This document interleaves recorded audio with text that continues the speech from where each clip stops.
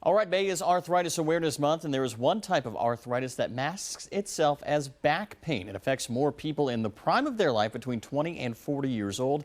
And with that, rheumatologist Dr. David Borenstein is here joining us of George Washington University, and along with a patient, GAUTAM. Gentlemen, thank you so much for being here. We appreciate it. Thanks for having us. Well, doctor, we'll start with you. This form of arthritis has a name that I'm not even going to try and pronounce. We'll leave that to the experts here. Tell us about that condition and how it can affect people. Well, ankylosing spondylitis is the illness we're talking about, and it is an inflammatory arthritis of the spine. It affects the joints of the spine, causing inflammation, which can run from the sacroiliac joints down at the base of the spine, through the lumbar spine, the thoracic spine, and go all the way up to the cervical spine. And when this inflammation happens, it can actually cause fusion, sticking together of these joints. So this illness can cause absolute stiffness of the spine, running from the tailbone all the way to the head. It sounds like scary stuff. Now, how can we differentiate this type of arthritis from regular back pain that we all suffer?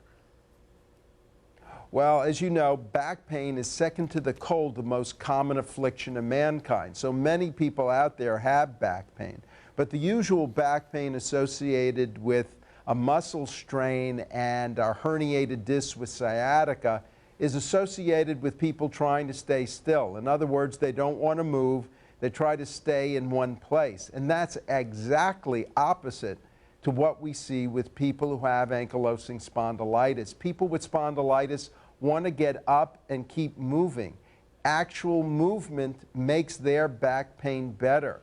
So if there are people out there who have back pain where they're getting up in the morning and they are stiff and it takes hours for them to loosen up, and they want to keep moving. In fact, that's the kind of back pain associated with ankylosing spondylitis. And with that, we want to bring GAUTAM in. GAUTAM, you have this condition, but it went unrecognized and undiagnosed for years. How did you finally find out that this is the condition that you had, and what's your experience been living with it?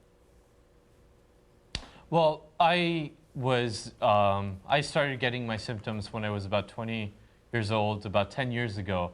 And you know, it totally affected my life. I was in excruciating pain from my neck to my hips. I wasn't able to sleep at night. You know, I wasn't able to do the things I wanted to do, play with my kids. It was affecting my work.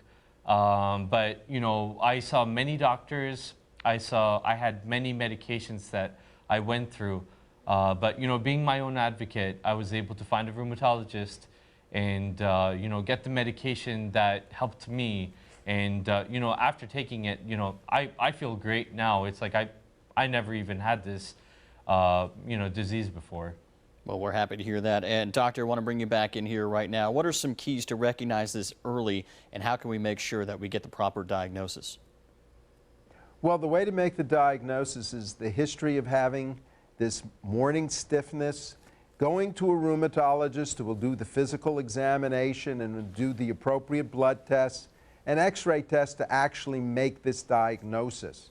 So that's the correct place to go. All right, Dr. David Borenstein and GAUTAM, thank you, gentlemen, very much for bringing light to this debilitating illness. We appreciate it. Thank you. Thank you. All right, we'll be right back with more Low Country Live in just a moment.